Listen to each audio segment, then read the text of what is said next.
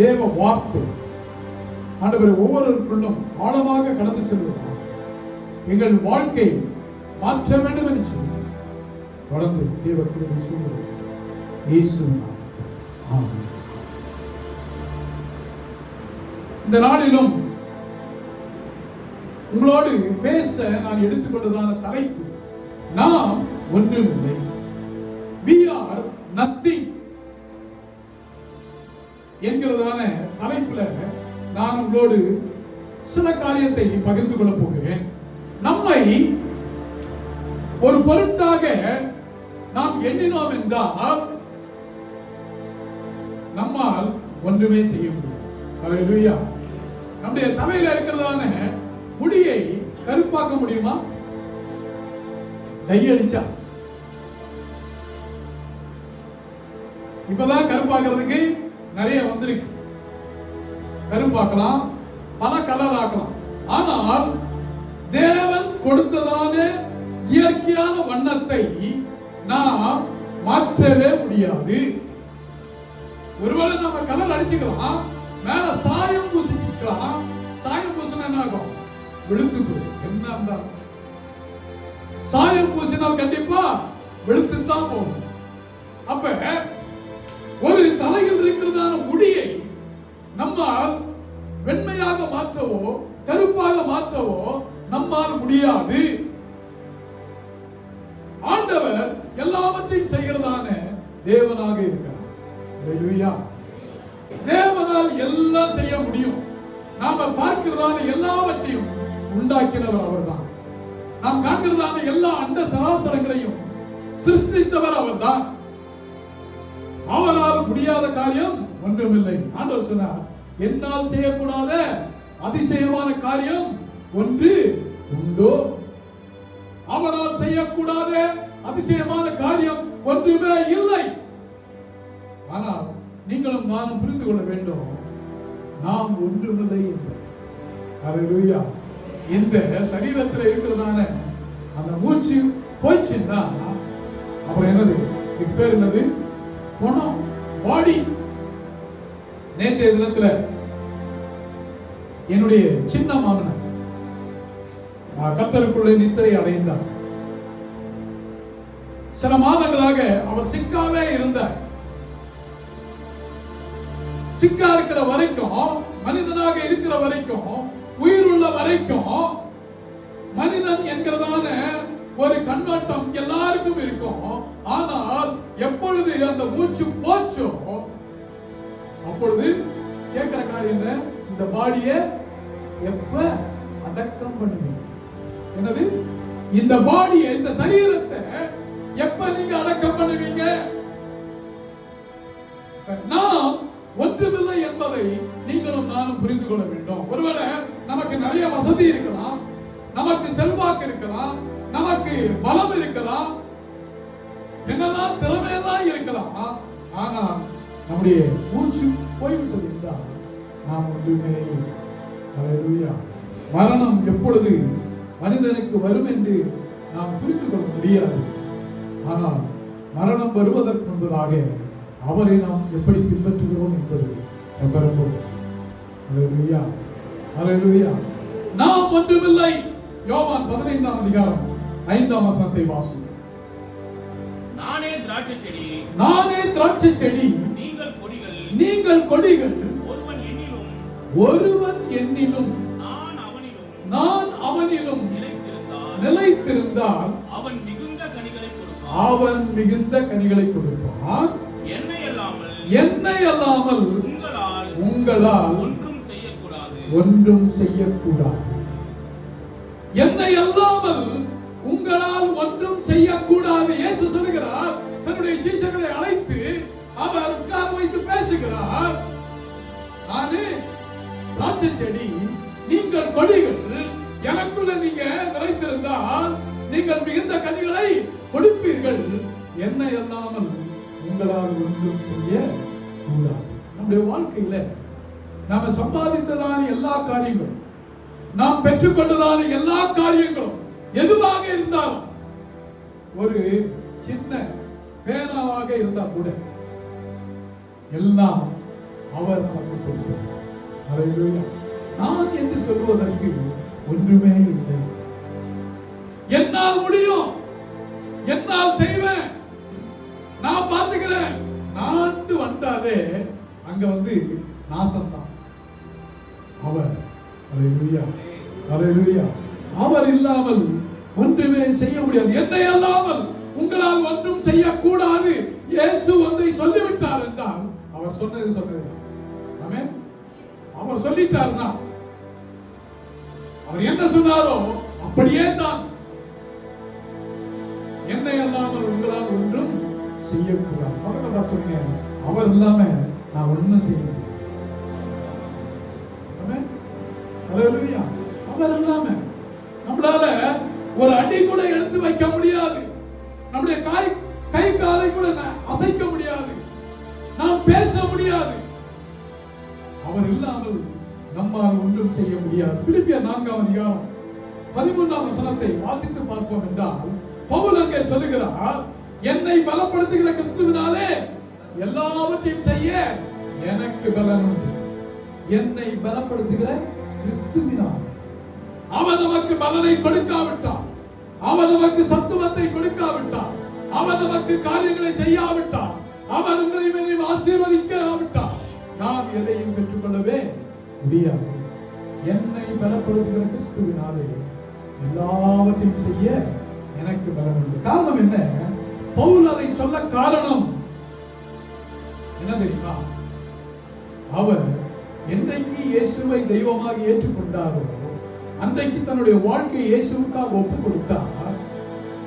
அவர் இயேசுவுக்காக என்னவெல்லாம் பாடுபட வேண்டுமோ எல்லா பாடுகளையும் பட்டார். அவர் சொல்றாரு, நான் நிர்வாணியா இருந்தேன், பட்டினியா இருந்தேன், பசியில இருந்தேன், காவல்ல இருந்தேன், அநேக அடிகள் அடிக்கப்பட்டேன், எல்லாம் சொல்லி சொல்றாரு, என்னை பலப்படுத்துகிற கிறிஸ்துவினாலே எல்லாவற்றையும் செய்ய எனக்கு பலன். நான் அல்ல, கிறிஸ்துவே எனக்குள் பிழைத்திருக்கிறார். கர்த்தருடைய சபையா, கர்த்தருடைய பிள்ளைகள், நீங்களும் நானும் சொல்லணும், என்னை பலப்படுத்துகிற கிறிஸ்துவினாலே எல்லாவற்றையும் செய்யணும். ஆமென். ஹல்லேலூயா. நீங்க எதை வேணாலும் செய்ய முடியும், அவரை முன்னாடி வச்சீங்க. எதை வேணாலும் நீங்க அடைய முடியும், அவரை முன்பதாக வைத்தீர்கள். இஸ்ரவேல் ஜனங்கள் எகிப்திலிருந்து புறப்பட்டு வரும் பொழுது அவர்கள் கானானை அடைந்தார்கள். அதற்கு காரணம் என்ன? தேவன் அவர்களுக்கு முன்பதாக கடந்து போனார். கர்த்தருடைய சபையே, இன்றைக்கு நமக்கு முன்பதாக தேவன் கடந்து போகிறாரா? அவர் நம்மை பலப்படுத்துகிறாரா? இல்ல நாம சுய பலத்தை சார்ந்து கொண்டிருக்கிறோமா? என்னை பலப்படுத்துகிற கிறிஸ்துவினாலே எல்லாவற்றையும் செய்ய எனக்கு பலம். ஆமென். அவர் நம்மை பலப்படுத்தாவிட்டால் நாம் ஒன்றுமே செய்ய முடியாது. ஒரே ஒரு சம்பவத்தை பார்த்து நம்ம ஜெபிக்கணும். ஆபிரகாம் நாம அடிக்கடி பார்க்கிறதான ஒரு நபர், அல்லது வேதத்தில் அதிகம் நாம் கேட்கிறதான ஒரு நபர். ஆபிரகாம் அவனுடைய வாழ்க்கையில அவனால் ஒன்றும் செய்ய முடியாது என்பதை அறிந்திருந்தார். நாம் அல்ல, அவரே.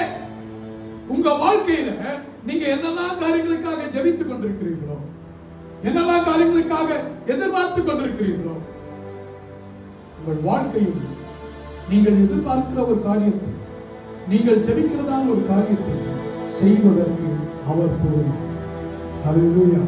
நான் செஞ்சிடுவேன், நான் பண்ணிடுவேன் அப்படின்னு சொன்னா நம்மால் ஒன்றுமே செய்ய முடியாது.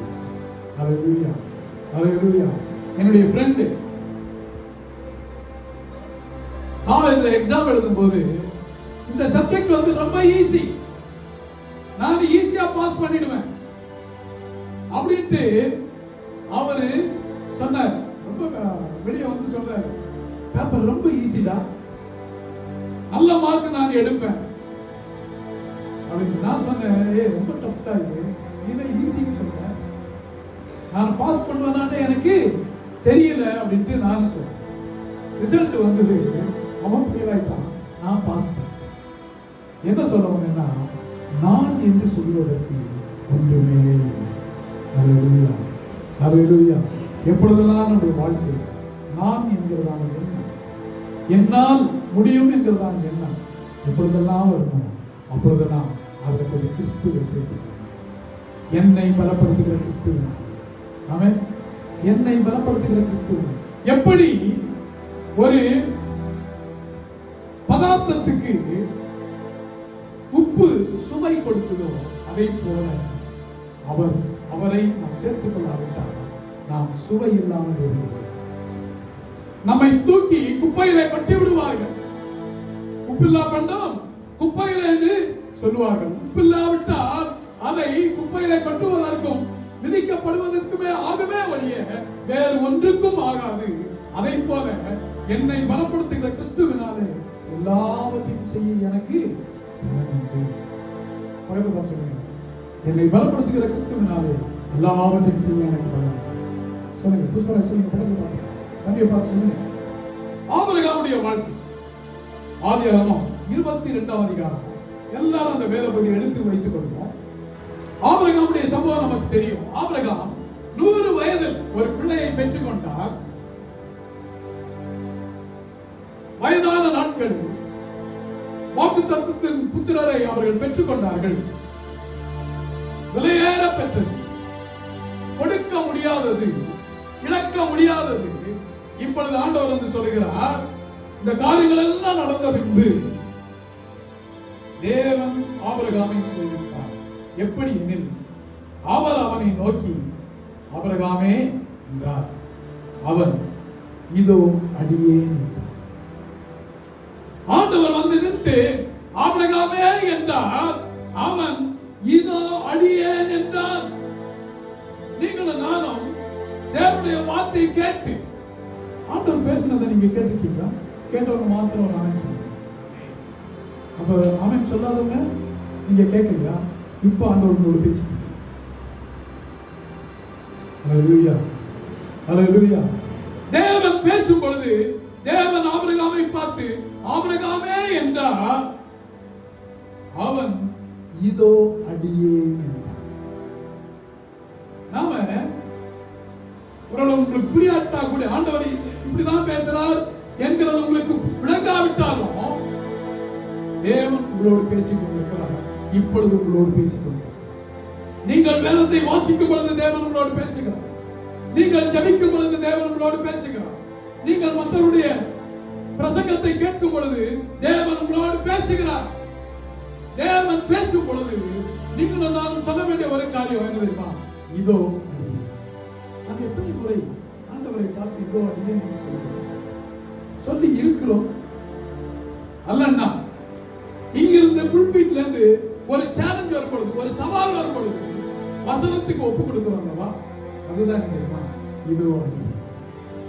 நான் சொல்ல எத்தனை பேர்? ஹல்லேலூயா. இன்றைக்கு கேட்ட வார்த்தைக்கு என்னை நான் ஒப்பு கொடுக்கிறேன், கரங்களை உயர்த்தி ஒப்பு கொடுக்கிறேன்னு சொல்லி எத்தனை முறை நான் ஒப்பு கொடுத்துருக்கோம் அப்படின்னு என்ன அர்த்தம் தெரியுமா? இதோ அடியேன். தேவன் என்னோடு பேசி இருக்கிறார். நான் இதோ அடியேன். இதோ அடியேன் என்று சொன்னால் அவர் என்ன சொல்லுகிறாரோ அதை நீங்களும் நானும் செய்ய வேண்டும். ஆமென், ஹல்லேலூயா. அவர் என்ன சொன்னாலும் தேவன் தான் சொல்றாருன்னு தெரிஞ்சிச்சு, தேவன் சொல்கிறார் என்று தெரிந்து விட்டால் அப்படியே நாம பின்பற்ற வேண்டியதுதான். இப்ப அவன் இதோ அடியேன் என்றான். நாம சொல்லிட்டு எத்தனை முறை அல்ல தட்டி இருக்கு. இங்க ஒரு ஜெபத்தை பற்றி ஒரு செய்தி கேட்போம். ஆமா, இனிமேட்டு நல்லா ஜெபம் பண்ணணும்னு சொல்லிட்டு ஒப்பு கொடுப்போம். இன்று வரைக்கும் ஒப்பு கொடுத்ததை நாம் நிறைவேற்றி இருக்கிறோம். டெய்லி 4 அதிகாரம் படிக்கணும்னு சொல்லிட்டு ஒப்பு கொடுத்திருப்போம். செய்கிறோமா? தினந்தோறும் தேவனை ஆராதிப்போம் என்று வாக்கு கொடுத்திருப்போம். செய்கிறோமா? இந்த வருஷத்துல ஒரு முறையாவது வேதத்தை வாசித்து முடிப்போம் என்று சொல்லி இருப்போம். செய்தோமா? இந்த வருஷத்துல 12 மாதத்திற்கும் மாதத்துக்கு ஒரு முறையாவது உபவாசம் இருப்போம்னு சொல்லிட்டு நாம ஒப்பு கொடுத்திருப்போம். செய்திருக்கிறோமா? ஒரு வருஷத்துக்கு 52 வாரங்கள், 52 வாரமும் நான் உண்மையே பின்பற்றுவேன் என்று சொல்லி இருப்போம். நாம செய்கிறோமா? எத்தனை முறை அல்ல தட்டி ஆண்டவரே, இந்த வருஷம் ஒரு முறை கூட நான் சர்ச் மிஸ் பண்ண மாட்டேன் அப்படின்னு சொல்லிட்டு நாம் தீர்மானம் பண்ணியிருக்கோம். எத்தனை முறை நாம் அல்ல தட்டி இருக்கிறோம். கர்த்தருடைய பிள்ளைகளை கர்த்தர் உங்களோடு பேசிக்கொண்டிருக்கிறார். நாம் அல்ல தட்டி இருக்கிறோமா? ஆபிரகாமிடத்தில் தேவன் வந்து சொல்லுகிறார், ஆபிரகாமே என்று கூப்பிடுகிறார். ஆபிரகாமே என்று கூப்பிடுகிறதான இடத்துல உங்க பேரை போட்டுக்கீங்க. தேவன் வந்து உங்கள் பெயரை சொல்லி கூப்பிடுகிறார். கூப்பிடும் பொழுது நீங்கள் இதோ அடியேன் என்று சொல்லுகிறீர்களா? இதோ அடியேன், இதோ அடியேன் என்று சொன்னால் சொல்வதை அப்படியே செய்ய அப்பொழுது அவர் உன் புத்திரனும் ஏக சுதனும் உன் நேசகுமாரனுமாகிய ஈசாக்கை நீ இப்பொழுது அழைத்துக் கொண்டு. எப்படி சொல்றாரு? அப்பொழுது அவர் உன் புத்திரனும் உன் ஏக சுதனும். எனது 100 வயசுல கிடைச்ச பிள்ளை இல்லவா? ஆண்டவர் எப்படி வர்ணிக்கிறார் பாருங்க. உன் புத்திரனும் உன் ஏக சுதனும் உன் நேசகுமாரனுமாகிய ஈசாக்கை நீ இப்பொழுது அழைத்துக் கொண்டு. அதாவது இதோ அடியேன் என்று சொன்ன பிறகு ஆண்டவர் என்ன சொன்னாலும் அதற்கு அப்படியே கேட்போம். தேவன் உங்களிடத்தில் கடைசியாக செய்ய சொன்ன காரியம் என்ன? சில டைம்ல நம்முடைய பர்ஸ கேட்டிருப்பார், சில டைம்ல நம்முடைய பலனை கேட்டிருப்பார், சில டைம்ல நம்முடைய நேரத்தை கேட்டிருப்பார், சில டைம்ல நம்மள்ட்ட சில கமிட்மெண்ட்டை செய்ய சொல்லி இருப்பார். தேவன் உங்களிடத்தில் சொல்லதான அந்த கமிட்மெண்டை நீங்கள் செய்தீர்களா? ஈசாக்கு ஏகசுதன் தான். பொக்கிஷம், சில காரியங்கள் நமக்கு பொக்கிஷமாக இருக்கும். ஆண்டவர் சில டைம்ல அதை கொடுக்க சொல்லுவார். எனவே நேசகுமாரன் ஏகசுதன் சிலர்களால நம்மளால விடவே முடியல. முடியாத காரியத்தை சில டைம்ல ஆண்டவர் கேட்பார். ஹல்லேலூயா. முடியாத காரியத்தை உங்கள் வாழ்க்கையில் தேவன் கடைசியாக கேட்ட காரியம் எது? நீங்கள் இதோ அடியேன் என்றீர்களே, அதை செய்தீர்களா? ஆண்டவர் வந்து என்கிட்ட சொல்றாருன்னு வச்சுங்க, என்கிட்ட வந்து ஒரு பைக் இருக்கு. ஆண்டவர் வந்து என்கிட்ட சொல்றாருன்னு வச்சுங்க, இந்த பைக்கை வந்து இந்த ஆளுக்கு கொடுத்திருப்பான், இல்ல இந்த ஒரு ஸ்தாபனத்துக்கு கொடுத்திருப்பான் அப்படின்னு ஆண்டவர் சொல்றாருன்னு வச்சுங்க, நான் கொடுத்துருப்பேன். அவ்வளவுதான். ஆமென். ஆண்டவரே எனக்கு பைக் இல்லையே, நான் எப்படி ஊழியம் செய்வேன், எப்படி நான் போவேன் அப்படி எல்லாம் சொல்லக்கூடாது.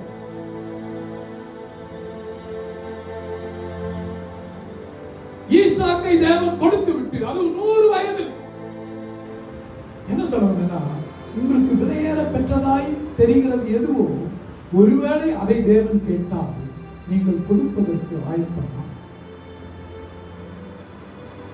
தேவன் கேட்டால் கொடுப்பேன் என்று சொல்லுங்கள் மாத்திரம் ஆமென் சொல்லுங்க. ஹல்லேலூயா. ஹல்லேலூயா. தேவன் கேட்டால், ஒப்பு கொடுக்க சொன்னால் நீங்களும் நானும் ஒப்பு கொடுக்க ஆயத்தமா? சபைக்கே ஒழுங்கா வரவில்லைன்னா நாம் எப்படி ஆண்டவருக்கு ஒப்பு கொடுக்கணும்? தசம பாகமே ஒழுங்கா கொடுக்க முடியலன்னா நம்ம எப்படி ஆண்டவருக்கு கொடுப்போம்? தேவனை உண்மையா ஆராதிக்க முடியலன்னா எப்படி நாம் தேவனுக்கு ஒன்றை கொடுப்போம்?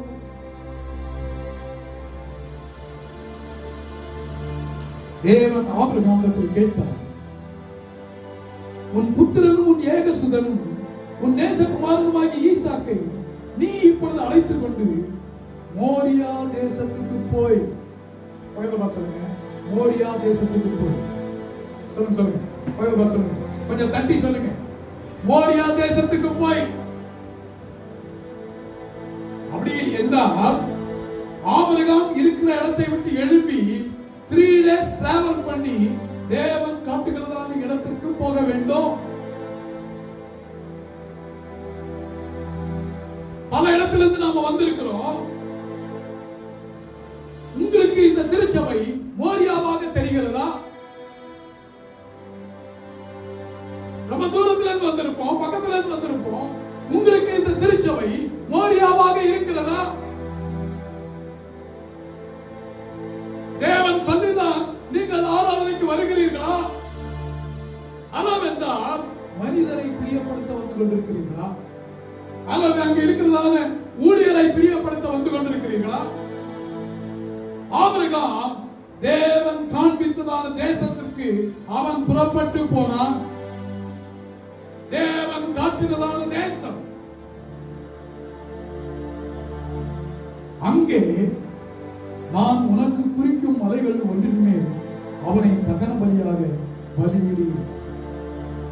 அங்கே நான் குறிக்கும் மலைகள் ஒன்றின் மேல் அவனை தகன பலியாக பலியிடு. நீங்க இருக்கிறது சரியான இடம் என்றால் தேவன் உங்களுக்கு அற்புதத்தை செய்வார். அல்லேலூயா. தேவன் சொல்லி நீங்கள் ஒன்றை செய்வீர்கள் என்றால் தேவனுடைய அற்புதம் உங்களுக்கு நிச்சயமாக உண்டாகும். அதுல சந்தேகமே இல்லை. நான் குறிக்கும் மலை. 1ஆம் வசனம். ஆபிரகாம் அதிகாலையில் எழுந்து தன் கழுதையின் மேல் சேணம் கட்டி தன் வேலைக்காரர்கள் 2 பேரையும் தன் குமாரன் ஈசாக்கையும் கூட்டிக் கொண்டு தகன பலிக்கு கட்டைகளையும் பிளந்து கொண்டு தேவன் தனக்கு குறித்த இடத்துக்கு புறப்பட்டு போனார். அல்லேலூயா. தேவன் தனக்கு குறித்த இடத்துக்கு. அடுத்த வசனம் பாருங்க. 3ஆம் நாளில் ஆபிரகாம் தன் கண்களை ஏறெடுத்து பார்த்து தூரத்திலே அந்த இடத்தை கண்டார். தன் கண்களை ஏறெடுத்து பார்த்து, ரொம்ப முக்கியமானது, கண்களை ஏறெடுத்து பார்ப்பது. தேவனோடு பேசுகிறவர்கள் தங்கள் கண்களை ஏறெடுத்து பார்ப்பார். தேவனோடு பேசுகிறவர்கள் பைபிள்ல நிறைய எக்ஸாம்பிள் சொல்ல முடியும். இஸ்ரவேல் ஜனங்கள் எகிப்திலிருந்து புறப்பட்டு வரும் பொழுது மோசேக்கு ஆண்டவர் வழியையும் இஸ்ரவேல் ஜனங்களுக்கு கிரியைகளையும் காண்பித்தார். வழியை தெரிஞ்சவங்களால எல்லாவற்றையும் கடந்து வர முடியும். கிரியைகளை மாத்திரம் கண்டவர்கள் முறுமுறுத்துக் கொண்டே இருந்தார். மோசே தன்னுடைய கண்களை ஏறெடுத்து பார்க்கிறவன். ஆண்டவர் எந்த வழியில நடத்துகிறார் என்பது அவனுக்கு நன்றாக தெரியும். ஆகவே அவன் ஒருபோதும் தேவனை முறுமுறுக்கவே. கிரியை கண்டவர்கள் மன்னாவை சாப்பிட்டிருப்பார்கள், செங்கடல் அனுபவம் இருந்திருக்கும், எரிகாவை உடைத்திருப்பார்கள். ஆனா கொஞ்ச தூரம் போறது என்ன பிரச்சனை இருந்ததோ, எதுக்கியா எங்களை கொண்டு வந்த, எதுக்கு நான் ஆண்டவருக்குள்ள வந்தேன் என்று ரட்சிக்கப்பட்டதான நீங்கள் யாராவது தேவனை பார்த்து நீங்கள் கேட்பீர்கள் என்றால் நீங்கள் ஏறெடுத்து பார்க்க தெரியாது. உங்கள் கண்கள் ஏறெடுத்து பார்க்க தெரியவில்லை. குறை சொல்லுகிறவர்கள் தேவனை. ஆண்டவரே உனக்கு கண்ணு இருக்கா, கால் இருக்கா, கை இருக்கா? வா, உனக்கு கண்ணையும் காலையும் கையையும் வாயையும் எல்லாவற்றையும் கொடுத்தவர் அவர்தான். அவரை பார்த்து வருவோரும் அந்த கேள்வியை கேட்கவே கேட்கார். தங்கள் கண்களை ஏறெடுத்து பார்த்து தூரத்திலே அந்த இடத்தை. அதுக்கு முந்தின அதிகாரம் பார்த்தீங்கன்னா, ஆகார் வனாந்தரத்தில் அலைந்து திரிகிறாள். தண்ணீர் துறவு இருக்கிறது, ஆனா அவளுக்கு தண்ணி இருக்கிறது தெரியும். கர்த்தர் அவளுடைய கண்களை திறக்க வேண்டியது. வளராதவருடைய கண்கள் அவர்தான் திறக்கும். ஆமென். ஆகாருடைய கண்களை ஆண்டவர் திறந்தார். எலிசாவின் வேலைக்காரன் கேயாசி, ரதங்கள் சூழ்ந்திருக்கிறது. தீர்க்கதரிசி ஜெபம் பண்றாரு, ஆண்டவரை பார்க்கும்படி கண்களை திறந்தார். அப்படின்னா மெச்சூர்ட் இல்லாத குறை சொல்லிட்டே இருக்கிற ஆள் வந்து மெச்சூர்ட் இல்லாத. ஆமென். அல்லேலூயா. முதிர்ச்சியற்றதான நபர். தேவனை ஒருபோதும் நாம் குறை சொல்வதே. அல்லேலூயா. அவர் சகலத்தையும் செய்கிறார். என்னால் செய்யக்கூடாத காரியம் ஒன்று உண்டோ? என்னை எல்லாம் நீங்கள் ஒன்றும் செய்ய முடியாது, கூடாது. என்னை எல்லாம் உங்களால் ஒன்றும் செய்யக்கூடாது என்று ஆண்டவர் சொல்லிவிட்டார். 11ஆம் வசனம். அப்பொழுது கர்த்தருடைய தூதனானவர் வானத்திலிருந்து ஆபிரகாமே ஆபிரகாமே என்று கூப்பிட்டார். அவன் இதோ அடியேன். முதல்ல உள்ள அடியேனுக்கும் இந்த அடியேனுக்கும் ரொம்ப வித்தியாசம் உண்டு. சொல்றது புரிந்து கொள்ளும். முதல் வசனத்தில் இருக்கிறதானே ஆபிரகாமே என்று தேவன் கூப்பிட்டதற்கும் அங்கே அவன் இதோ அடியேன் என்றான்.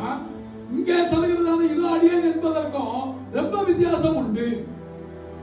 தேவனோடு நடந்து வருகிறவர்கள் ஆண்டவர் கூப்பிடும் பொழுதெல்லாம் இதோ அடியேன் என்று சொல்லிவிட்டோம் என்றால், தேவன் சொன்னதை செய்து விட்டு மீண்டும் தேவன் கூப்பிடும் பொழுது இதோ அடியேன் என்று சொல்லுவோம் என்றால், தேவன் ஏதோ ஒரு பிளஸிங்கை உங்களுக்கு வைத்திருக்கிறார். நீங்கள் காணாத ஒரு ஆசீர்வாதம், நீங்கள் பெற்றுக்கொள்ளாத ஒரு ஆசீர்வாதம், நீங்கள் இதுவரைக்கும் அடைய முடியாத ஒரு ஆசீர்வாதத்தை தேவன் உங்களுக்கு என்று வைத்திருக்கிறார். 11ஆம் வசனத்துல ஆண்டவர் சொல்றாரு, ஆபிரகாமே ஆபிரகாமே என்று கூப்பிட்டார். அவன் இதோ அடியேன். ஹல்லேலூயா ஹல்லேலூயா ஹல்லேலூயா. நீங்கள் அவர் நடத்துகிறதான ஜேர்னியில நீங்க கடந்து வருவீர்கள் என்றால், அவர் நடத்துகிறதான பாதையிலே நீங்கள் நடந்து செல்வீர்கள் என்றால், அவர் உங்களை அனுமதிக்கிறதான பாதையிலே நீங்கள் கடந்து போவீர்கள் என்றால், தேவன் உங்களை கூப்பிட்டுக் கொண்டே இருப்பார். காரணம் என்ன தெரியுமா? உங்களை அவர் ஆசீர்வதிக்க விரும்புகிறார். இப்ப ஆண்டவர் சொல்றாரு, நான் சொல்வதை செய்யுமா. இப்ப ஆண்டவர் சொன்னாரு, உன் பையனை பலியிடு.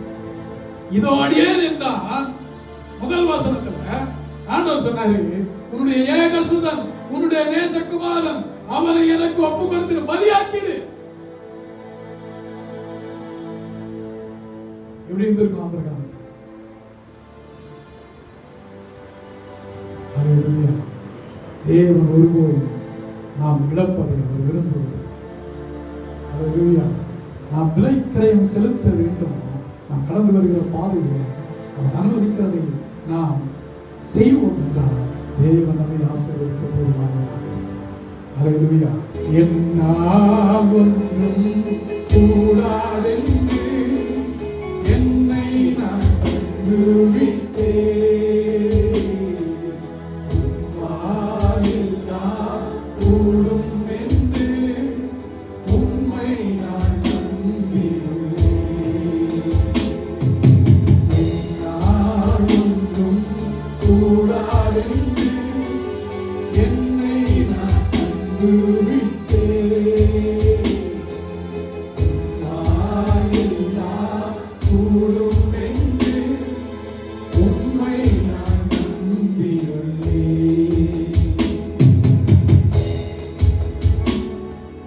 ஆபிரகாமிடத்தில் ஆண்டவர் வந்து கேட்கிறார், ஆபிரகாமே ஆபிரகாமே என்று கூப்பிடுகிறார். அவன் இதோ அடியேன் என்று சொல்கிறார். அடுத்த வசனம் பாருங்க. அப்பொழுது அவர் பிள்ளையாண்டான் கையை போனார். நம்முடைய கீழ்ப்படிதலை தேவன் காண்கிறவராக இருக்கிறார். அவன் நம்முடைய ஒப்பு கொடுத்தலை தேவன் காண்கிறவராக இருக்கிறார். அவரால் முடியாத காரியம் ஒன்றுமில்லை.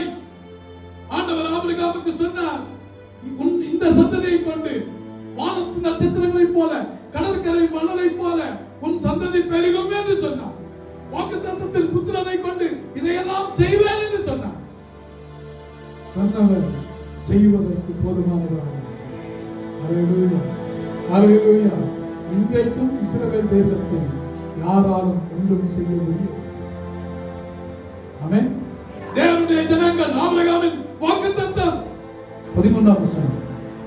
ஆபிரகாம் தன் கண்களை ஏறெடுத்து பார்க்கும்போது, முதல்ல ஏறெடுத்து பார்த்து மோரியா மலையை கண்டார். தேவன் குறித்த இடத்தை கண்டார். அது ஆவிக்குரிய வாழ்க்கையில ஒரு லெவல்.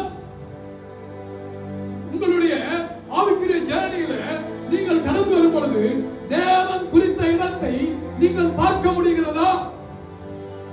தேவனுக்கு வந்து நீங்கள் ஷைன் ஆகுறீங்களா? சபையில் எத்தனை வருஷம் இருக்கிறோம்? தேவனுக்கு என்று நாம என்ன செய்துட்டு இருக்கிறோம்? குறித்த இடத்துல நாம இருக்கிறோம். தேவன் குறித்த இடம் தூரத்துல பார்க்கிறான். தன் கண்களை ஏறெடுத்து பார்த்து, சில டைம்ல இங்க லீடர்ஸா இருக்கிறதான நாங்க சில ஆட்களை ஏறெடுத்து பார்க்கும் பொழுது அவங்களுக்குள்ள இருக்கிறதான கிருபையை அடையாளம் காணும். ஆமென். ஹல்லேலூயா. கிருபையை அடையாளம் காணும் போது சில சவால்களை நாங்கள் அவர்களுக்கு கொடுப்போம். இதை செஞ்சிருங்க. உங்களுக்கு ஒன்று சொல்றோம்னா உங்கள்ட்ட ஏதோ ஒன்றை நாங்கள் பார்த்ததுனால அதை நாங்கள் சொல்லுகிறோம். அதை செய்வதற்கு நீங்கள் ஆயத்தமாக இருக்கிறீர்களா? அவன் தன் கண்களை 3 நாட்கள் பிரயாணம் செய்து தேவன் குறித்த இடத்தை பார்த்தார். அருமையான தேவனுடைய பிள்ளைகளே, ஆவிக்குரிய வாழ்க்கையில உங்களுடைய பிரயாணம் எப்படி இருக்கு? அந்த பார்வைக்கு இந்த பார்வைக்கு வித்தியாசம் இருக்குது. முதல்ல ஆண்டவர் கூப்பிடும்போது இதோ அடியேன்னா அந்த இதோ அடியேனுக்கும் இரண்டாவது சொன்னதான இதோ அடியேனுக்கும் வித்தியாசம் இருக்கிறது. இந்த பார்வைக்கும் இந்த பார்வைக்கும் இரண்டாவது பார்க்கிறதான பார்வைக்கும் வித்தியாசம் இருக்கிறது. அவன் தன் கண்களை ஏறெடுத்து பார்க்கும் பொழுது இதோ பின்னாக புதரிலே தன் கொம்புகள் சிக்கிக் கொண்டிருக்கிற ஒரு ஆட்டு கடாவை கண்டான். அப்பொழுது ஆபிரகாம் போய் கடாவை பிடித்து அதை தன் குமாரனுக்கு பதிலாக தகன பலியிட்டார். ஹல்லேலூயா. நீங்கள் தேவனுக்கென்று முழுமையாக ஒன்றை கொடுப்பீர்கள், நீங்கள் ஒருபோதும் அதை இழந்து போக மாட்டீர்கள். ஹல்லேலூயா. உங்கள் கண்களை ஏறெடுத்து பாருங்கள். உங்கள் கண்களை ஏறெடுத்து பாருங்கள். ஏற்கனவே ஆட்டுக்கடா அங்க இருக்கா இல்லையா? இருக்கு. கண்கள் ஏறெடுத்து பார்க்கும்போது அவனுக்கு தெரிந்தது தேவன் ஈசாக்குக்கு பதிலாக தான் குறித்ததான ஒரு மலை, தான் காட்டினதான இடத்தில் அங்கே ஒரு ஆட்டுக்கடாவை வைத்திருந்தார். அப்படின்னா மக்களுடைய பிள்ளைகள் தேவன் குறித்த இடத்துல இருக்கணும். தேவன் குறித்த இடத்துக்கு போகணும். தேவன் நடத்துகிற பாதையில நடந்து வரணும். அதை செய்யும் பொழுது தேவன் மகிமையான ஆசீர்வாதங்களை அவர் கொடுக்க நல்லவராக இருக்கிறார். 15ஆம் வசனம். கர்த்தருடைய தூதனானவர் 2ஆம் தரம் வானத்திலிருந்து ஆபிரகாமை கூப்பிட்டு நீ உன் புத்திரன் என்றும் உன் ஏகசுதன் என்றும் பாராமல் அவரை ஒப்புக் கொடுத்து இந்த காரியத்தை செய்தபடியால் நான் உன்னை ஆசீர்வதிக்கவே ஆசீர்வதித்தேன். உன் சந்ததியை வானத்து நட்சத்திரங்களைப் போல கடற்கரை மணலைப் போல பெருகவே பெருகப் பண்ணுவேன் என்றும் உன் சந்ததியார் தங்கள் சத்துருக்களின் வாசலை சுதந்திரத்துக் கொள்வார்கள். நீ என் சொல்லுக்கு கீழ்ப்படிந்தபடியினால் உன் சந்ததிக்குள் பூமியில் உள்ள எல்லா ஜாதிகளும் ஆசீர்வதிக்கப்படும் என்று என் பேரில் ஆணையிட்டேன். ஆண்டவர் பேரிலே அவர் ஆணையிட்டு சொல்றாரு. கீழ்ப்படிந்த மக்களை பார்த்து ஹல்லேலூயா, ஹல்லேலூயா. நீங்கள் நானும் தேவனுக்கு கீழ்ப்படிவோம் என்றார். அருமையான தேவ சபையே, இந்த வார்த்தை கேட்கிறதான நீங்கள் யாராக இருந்தாலும் சரி, நீங்கள் தேவனுக்கு கீழ்ப்படிவீர்கள் என்றார். தேவன் நடத்துகிறதான பாதையில கடந்து வருவோம் என்றார். தேவனை முறுக்காதவர்களாக இருப்போம் என்றார். ஆண்டவர் நடத்துகிறதான பாதையை சுமந்து செல்வோம் என்றார். தேவன் நம் மூலமாக மற்றவர்களை ஆசீர்வதிக்க வேண்டும். ஹல்லேலூயா. அநேக நேரத்தில் நாம் எதிர்பார்க்கிற காரியம் என்றால், என்னை ஆசீர்வதியும் ஆண்டவரே, என் மனைவி ஆசீர்வதியும் ஆண்டவரே, என் பிள்ளையை ஆசீர்வதியும் ஆண்டவரே, என் குடும்பத்தை ஆசீர்வதியும் ஆண்டவரே. அது சொல்லலாம், தப்பு கிடையாது, தாராளமா சொல்லுங்க. ஆனால் அவர் காட்டுகிறதான பாதையை கடந்து வருகிறது, அவர் சொல்லுகிறதான காரியத்தை செய்யும் பொழுது நாம் அநேகருக்கு ஆசீர்வாதமாக. இன்றைக்கு இஸ்ரவேல் தேசம் உலகமெங்கும் ஆசீர்வாதங்களாக விளங்குகிறார்கள். நிறைய கண்ட்ரீஸ்க்கு ராணுவத்துக்கு ஆலோசனையாக தெரியுமா? யூதர் ராணுவத்துக்கு, அதே மாதிரி விவசாயத்துக்கு ஆலோசனையாக தெரியுமா? யூதர். பாலைவன பூமி, அங்க விளைகிற மாதிரி விளைச்சல் எங்கேயுமே கிடையாது. அவங்கள்ட்ட இருக்கிற மாதிரி டெக்னாலஜி எங்கேயுமே கிடையாது. எத்தனை ஏவுகணை வந்தாலும் அத்தனை இடையில மதிச்சிருவாங்க. காரணம் தேவன் கொடுத்ததான ஆசீர்வாதம். ஹல்லேலூயா. கர்த்தருடைய பிள்ளைகளே, நாம் தேவனுக்கு கீழ்ப்படிவது, தேவன் அனுமதிக்கிற பாதையில கடந்து வருவது, தேவன் நம்மை பார்த்துக் கொள்வார். அங்கதான் ஆபிரகாம் சொன்னார், யெகோவா ஈரே எல்லாம் பார்த்துக் கொள்வார். 14ஆம் வசனம் பாருங்க. ஆபிரகாம் அந்த இடத்திற்கு யெகோவா ஈரே என்று பெயரிட்டார்.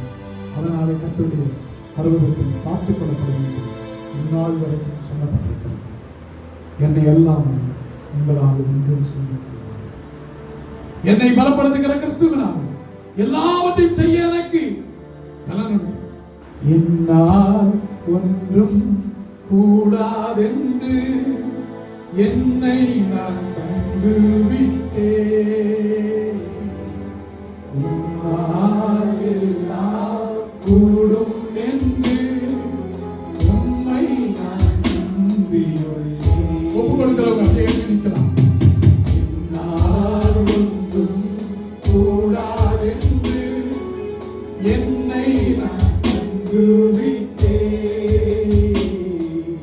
உம்மால் எல்லாம் கூடும் என்று உம்மை நான் நம்பியுள்ளேன். எல் ஜடாய் சர்வ வல்லவரே, எல்லாம் செய்பவரே, இல்லாதவைகளை இருக்கின்றதா வரவழைப்பவரே. எல் ஜடாய் சர்வ வல்லவரே, எல்லாம் செய்பவரே, இல்லாதவைகளை இருக்கின்றதா வரவழைப்பவரே.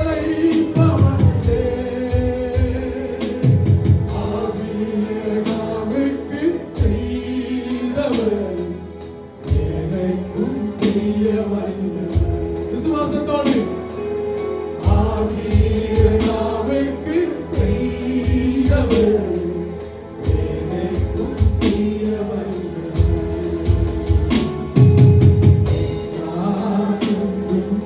கூடாதென்று ஆண்டவரே நீங்கதான். ஆண்டவரே நீர் இல்லாம எங்களால் ஒன்றும் செய்ய முடியாது. ஆண்டவரே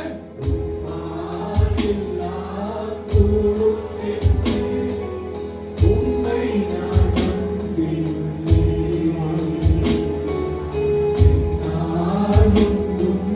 கூடாதென்று என்னை நான் தந்து விட்டேன்.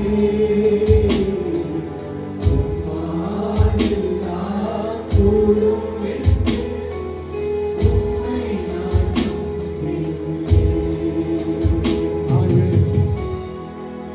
இந்த நாளிலே தேவனை நாம் நம்புகிறோம். நாம் சம்பாதித்ததான சம்பாத்தியம், நமக்கு இருக்கிறதான சத்துவம், நமக்கு இருக்கிறதான பலன், நமக்கு இருக்கிறதான பணம், நமக்கு இருக்கிறதான ஆள் பலன் இதுவாக இருந்தாலும் அது என்னால் அல்ல. என்னை பலப்படுத்துகிற கிறிஸ்து, என்னை பலப்படுத்துகிற கிறிஸ்துவினாலே. தாவீது சொல்லுகிறார், உம்மாலே நான் ஒரு சேனைக்குள் பாய்வேன், உம்மாலே நான் ஒரு மதலை தாண்டுவேன். அவரால் அவரால்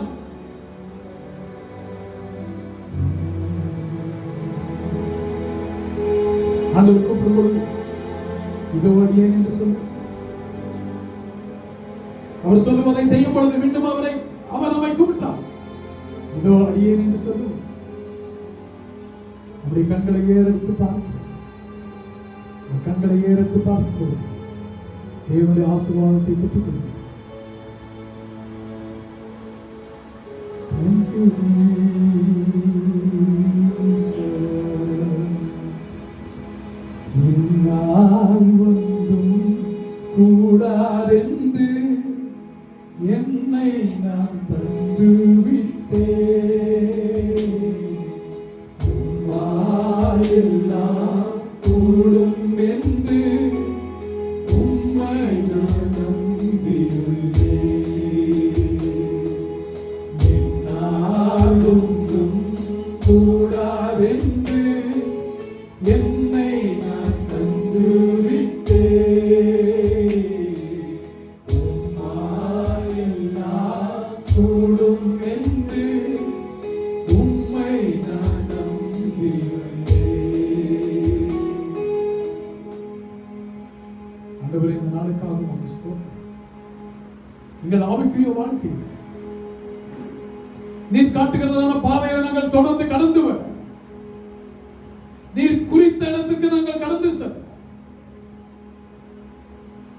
நீர் குறித்ததான இடத்தை நாங்கள் அடைய எங்கள் கண்களை ஏறெடுத்து பார்க்க,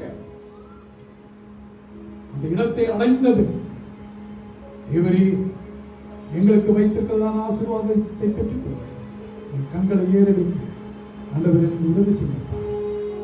எழுமி நின்று ஒப்பு கொடுத்ததான் உடைய சபையாருக்காக நான் செபிக்கிறேன். உடைய பிள்ளைகள் ஒவ்வொருவரையும் கர்த்தர் ஆசீர்வதிப்பீரா. ஆண்டவரே, உடைய கிருபை உடைய பிள்ளைகளை சூழ்ந்து கொள்ளட்டும். ஆண்டவரே, ஒப்பு கொடுத்ததான ஒவ்வொருவரையும் கர்த்தர் ஆசீர்வதிப்பீரா. ஆபிரகாமுக்கு உண்டான எல்லா நன்மைகளும் ஆசீர்வாதங்களும் உடைய பிள்ளைகளுக்கு உண்டாக வேண்டும் என்று சொல்லி வசனத்தை கேட்டு, இந்த வார்த்தையை கேட்டு, இந்த செய்தியை கேட்டு ஒவ்வொருவரையும் கர்த்தர் ஆசீர்வதிப்பீரா. செய்தி அநேகருக்கு ஆசீர்வாதமாய் மாறட்டும். எல்லா துதி கனமையும் வாக்கை செலுத்தும் இயேசுவின் நல்ல பிதாவே. ஆமென். எல்லாம் சேர்ந்து சொல்லுவோம். ஆத்துமாவே கர்த்தரை ஸ்தோத்திரி. உங்களுடைய நாமத்தை ஸ்தோத்திரி. ஆத்துமாவே கர்த்தரை ஸ்தோத்திரி. கர்த்தர் செய்த சகல உபகாரங்களும் மறவாதே. ஆமென். நம்முடைய கர்த்தராகிய இயேசு கிறிஸ்துவின் கிருபை, பிதாவாகிய தேவனுடைய அன்பு, பரிசுத்த ஆவியானவருடைய ஐக்கியம் வழிநடத்தி இப்பொழுது எப்பொழுதும் கர்த்தருடைய வருகை சதா காலம் நிலைத்திருப்பதாக. ஆமென். என்னால் ஒன்றும் கூடாதென்று என்னை நான் கண்டு விட்டேன். உம்மால் எல்லாம் கூடும் என்று உம்மை நான் நம்பியுள்ளேன். கரங்களை உயர்த்தி, என்னால் ஒன்றும் கூடாதென்று என்னை நான் கண்டு விட்டேன்.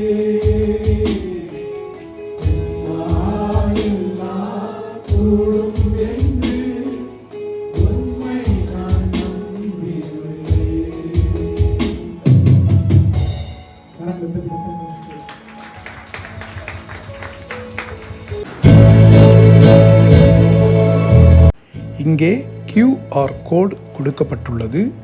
ஃபோன்பே மற்றும் ஜிபே நம்பரும் கொடுக்கப்பட்டுள்ளது. கண்டிப்பாக கொடுக்க வேண்டும் என்கிறதான அவசியமில்லை. சிலர் காணிக்கை நாங்கள் அனுப்புவதற்கு அது உதவியாக இருக்கும், நீங்கள் போடுங்கள் என்று கேட்டுக்கொண்டபடியால் இதை போட்டுள்ளேன். நன்றி. God bless you.